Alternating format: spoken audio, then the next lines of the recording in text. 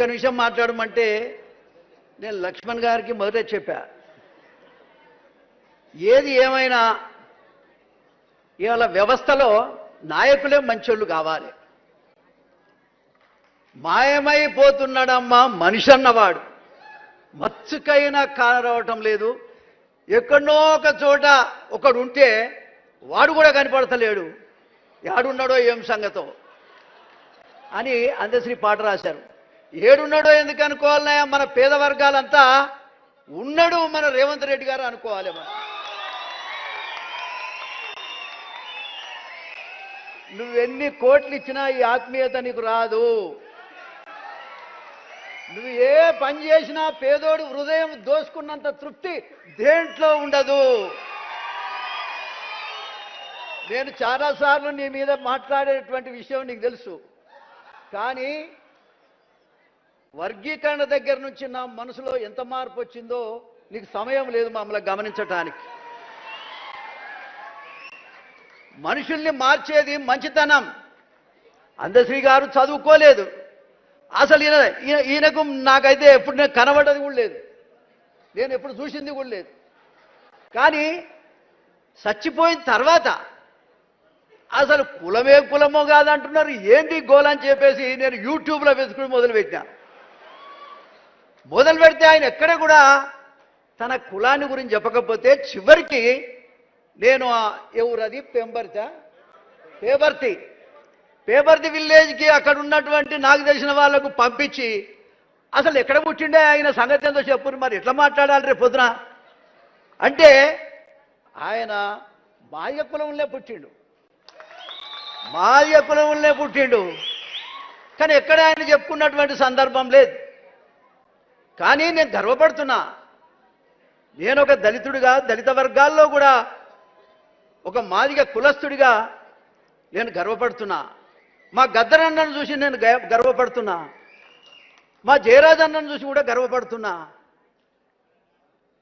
తెలంగాణ వచ్చిన తర్వాత మా ఒళ్ళు ఎంత చైతన్యమైందంటే ఇంటికో డప్పు, ప్రతి హృదయం కూడా కళాకారుడై సమాజంలో జరుగుతున్నటువంటి అన్యాయాన్ని గొంతెత్తి స్థాయికి మాత్రం ఎదిగింది.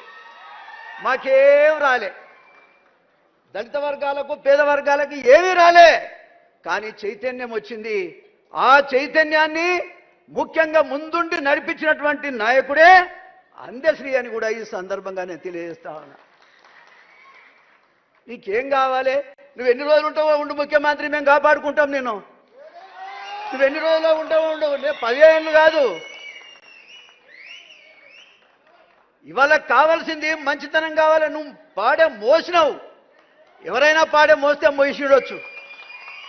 ముద్దాన్నావు, కొడుకు చేయాల్సిన పనులన్నీ కూడా నువ్వే చేసినావు. అరే నువ్వే మాది కూడా అనుకుంటాం, నువ్వే మాలాయనం అనుకుంటాం. 59 కులాలు నీ వెంబడే ఉండేటట్టు చేస్తాం. నాకు నువ్వేమి ఇవ్వక్కర్లేదు, సమస్యల మీద మాట్లాడటానికి అవకాశం ఇస్తే చాలు. నీ వెంబడే నాకు 70 ఏళ్ళు వచ్చినాయి, షుగర్ బాగుంది, ఎప్పుడు పోతుందో తెలియదు. అందశ్రీ గారు 64 ఏళ్ళకే పోయింది, నాకు 70 వచ్చినాయి. నేను 70 వచ్చిన నెల చూస్తుంటా, వీడు గట్టిగా నడుస్తుంటా, నా పని అవుతుందా ఉంటుందా. మా హనుమంతన్నను చూస్తే అరే 20 ఏళ్ల కింద చూస్తే అట్లే ఉండి ఇప్పుడు అట్లే ఉండాలి. ఈయనతో పాటు పాదయాత్రలు కూడా చేసినట్టు మా ఆలేరులో. సందర్భం వచ్చినప్పుడల్లా ఈ వర్గాలకు సంబంధించినటువంటి నాయకులను గౌరవించటం నాకు అలవాటు. నా జీవితంలో తెలిసో తెలియకో నేను 6 సార్లు గెలిచిన ముఖ్యమంత్రి గారు పెత్తందారుల మీదనే గెలిచిన, అది కూడా చెప్తున్నాను. నేను ఎవరికి ఒక ఎన్టీ రామారావు గారు ఒక్కడే మాదిగలు కానీ పేద వర్గాలకు అన్ని రకాలుగా ముఖ్యంగా రాజకీయ శక్తినిచ్చింది ఒక ఎన్టీ రామారావు గారు. మీరు అర్థం చేసుకోవాలి, ఎన్టీ రామారావు గారు ఇచ్చిన మళ్ళీ మాకెవరు ఇయ్యట్లే. ఒకవేళ నువ్వు అందశ్రీ రాసినటువంటి పాటలో భాగంగా మా ఎక్కడో ఉన్నాడు యారులో కనబడతాడని చెప్పిండు ఆయన. ఇవాళ నేను అంటున్నా, ఒక మాదిగ బిడ్డగా లేకపోతే దళిత బిడ్డగా మేమందరం నీ ఎంబడి ఉంటాం. నేను వీకెట్టోడే లేడు ముద్దాడు. మా మాదిగోళ్ళ ఇళ్ళలో వండు, మా మాలోళ్ళ ఇళ్ళలో వండు, మా 59 కులాలు ఇళ్ళలో ఒక్కసారి అట్ట వండుకోరా. మా బీసీ ఇళ్ళల్లో పండు, మా సాకరోళ్ళ ఇళ్ళల్లో మంగళోళ్ళ ఇళ్ళల్లో పండుకొని రావయ్యా, నువ్వు ఏ పని చేయకపో. ఏం బుబాయ్ ఎవడు పెడుతుండే, ఎవడు ఆగు బిడ్డ, ఎందుకు తొందర పడుతున్నావు? నన్ను డయాస్ మీద గింతే మాట్లాడిన చెప్పినటువంటి వ్యక్తి అయితే లేడు. కానీ మా రేవంత్ రెడ్డి ఫస్ట్ టైమే చెప్పినాయా, నేను సరే మొట్టమొదట రేవంత్ రెడ్డి ముఖ్యమంత్రి అవుతాడు, నా తమ్ముడు అని చెప్పిన. నేను అందరికంటే మొట్టమొదట ప్రకటించింది నేను. కానీ ఏం చేద్దాం, కాలం ఇట్లా గడిచి వస్తూ ఉంది. ఓకే, అయినా కూడా నాకే ఇబ్బంది ఏం లేదు. నేను అన్నీ చూసినా, అన్నీ చేసినా.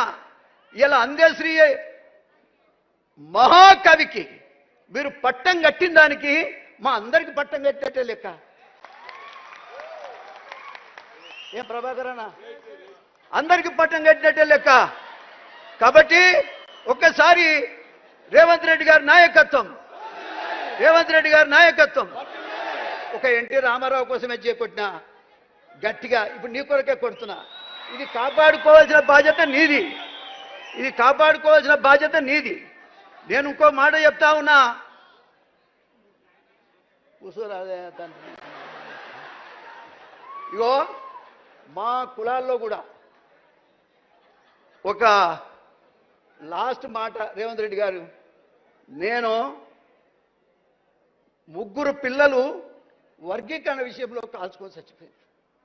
మళ్ళా మాడి వస్తే ఆ హాస్పిటల్కు నేనే పోయినా. నేను పోయి వాళ్ళు చనిపోయినటువంటి దశ వరకు నేనే ఉన్నా. నువ్వు వర్గీకరణ చేసిన తర్వాత అసెంబ్లీలో నువ్వు మాట్లాడినాక డైరెక్ట్గా నేను అంబేద్కర్ విగ్రహానికి దండేసి ఆ చనిపోయిన ఇండ్లు హ్యాబిట్స్లో ఉన్నాయి, ఎక్కడనో కాదు, హ్యాబిట్స్లో ఉన్నాయి. మీరు ఇచ్చినటువంటి స్టేట్మెంట్ని తీసుకొని చక్కగా స్పీడ్ తోటి వాళ్ళు ఇళ్లలో పోయిన వాళ్ళు బిచ్చగాళ్ళు ఉన్నట్టున్నారు. నలుగురే, ఈ నలుగురు పాపం ఏమీ లేదు.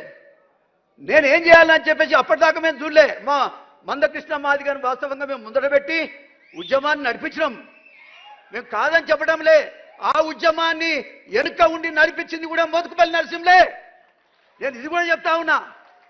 కాబట్టి అయినా సరే పాలిటిక్స్లో ఏదైనా వర్గాల వాళ్ళకు కూడా మనం సపోర్ట్ చేయాల్సిన అవసరం ఉందని చేశాను నేను. ఇవాళ నేనేమంటే కనీసం ఎవరం అక్కడ పోలే. ఇవాళ మీరు దానికి ఒక రూపం కల్పించారు కాబట్టి మీ పేరు మీద నేను అక్కడికి పోయిన 30 ఏళ్ళ తర్వాత వాళ్ళు ఏడుస్తున్నారు పాపం.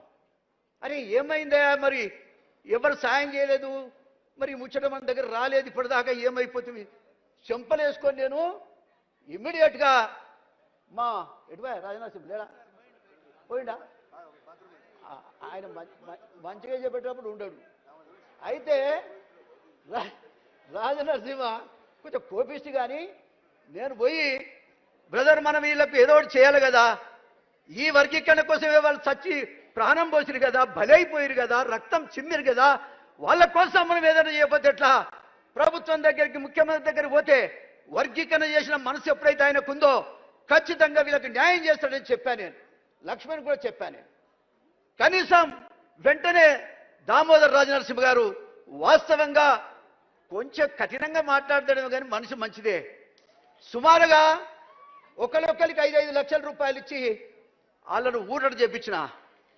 ఏది ఏమైనా వాళ్ళకి ఇంటికో ఉద్యోగం, 1 కోటి రూపాయలు ఎంతో మందికి కోట్లు ఇస్తున్నారు. వాళ్ళు ఒక కాజు కోసం దచ్చిన వాళ్లకు 1 కోటి రూపాయల చొప్పున వాళ్ళకి ఇవ్వాలని నేను కోరుతున్నా. మాదిగ జాతి మొత్తం కూడా ఒక తాటికి రావడానికి మాకు అర్ధగజం స్థలం లేదు మా జాతికి. కనీసం ఇదే నక్లెస్ రోడ్డు మీద ఒక స్తూపం కట్టుకోవటానికి కనీసం ఒక 1000-2000 గజాలు ఇచ్చి మా కులాన్ని గౌరవించవలసిందిగా కోరుతా ఉన్నా. ఎందుకంటే నీ పేరు మీదనే మీరే ఫౌండేషన్ వేయండి, మీరే కట్టియండి. జాతి మొత్తం కూడా ఏదో ఒక రోజు పండుగ రోజు మేము చేసుకునేటువంటి అవకాశాన్ని హైదరాబాద్లో మాకు కల్పించాలని నేను కోరుతా ఉన్నా. దయచేసి నేను ఇప్పటిదాకా దరఖాస్తులు ఒక్క నిమిషమే, నేను దరఖాస్తు పట్టుకొని ఎవరి దగ్గరికి పోను నేను. కానీ వాళ్ళు గిలగిల కొట్టుకుంటుంటే చూడలేక మీకు ఆ దరఖాస్తులు కూడా మీకు ఇచ్చాను. ఇంకో మాట ఏంటంటే ఈ వర్గీకరణ విషయంలో చాలామంది తమ్ముడు కేసులు ఉన్నాయి, ఇంకా కూడా ఆ కేసులన్నీ తీసేయగలిగినాయి. దయచేసి ఆ కేసులన్నీ తీసేస్తే ఈ వర్గం వాళ్ళు ఇవాళ నా మాల సోదరులు కూడా ఏదైనా కావాలంటే ఇవ్వండి, ఎవరికేం కావాలన్నా ఈ వర్గాలను గౌరవించండి. ఇది మాత్రం ఖచ్చితంగా మేము స్తూపం కట్టుకుంటాం. ఈ వర్గాల వాళ్ళంతా ఒకసారి ఏరి చైతన్యం చేసుకోవడానికి అవకాశం ఉంటుందని ఈ సందర్భంగా నేను తెలియజేస్తూ, ముఖ్యంగా ముఖ్యమంత్రి గారు వయసులో చిన్నవాడైనా నేను అనుకుంటా అందశ్రీ నీ చెవిలో ఊదినట్టుండు. అందుకనే ఇవాళ ఈ పేద వర్గాల యొక్క ఆలోచన విధానం మీరు అమలు చేస్తున్నారు.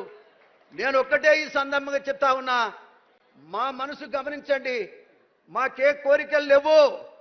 వయసులో ఉన్నప్పుడే నేను ఏం కోరుకోలేదా, నీతికి నిజాయితీకి అంబేద్కర్ వారసుడిగా బతికిన నాకు నాయకుడు విద్యార్థి దశలో కూడా మాకు ఆనాడు నాయకుడిగా మా ఉన్న జేబీ రాజు గారు.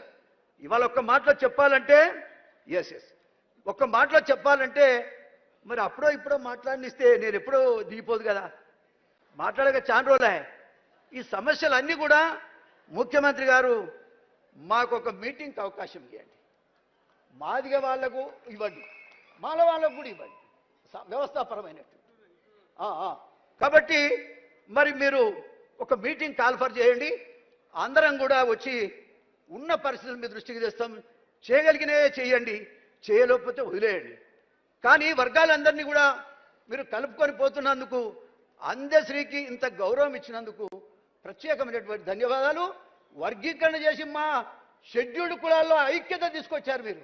సరే 2 రోజులు గునుక్కుంటారు ఎవడో ఇటు అటు, కానీ ఒక మంచి కార్యక్రమాన్ని మీరు చేశారు. అందుకు కూడా హృదయపూర్వకంగా ధన్యవాదాలు తెలియజేస్తూ నేను సెలవు తీసుకుంటున్నాను.